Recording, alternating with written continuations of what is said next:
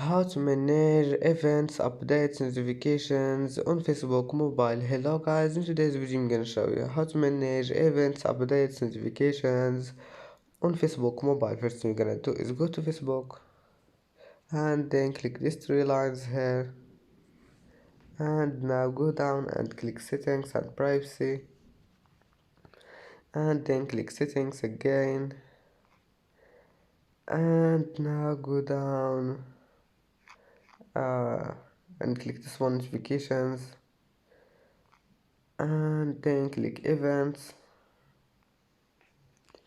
and here just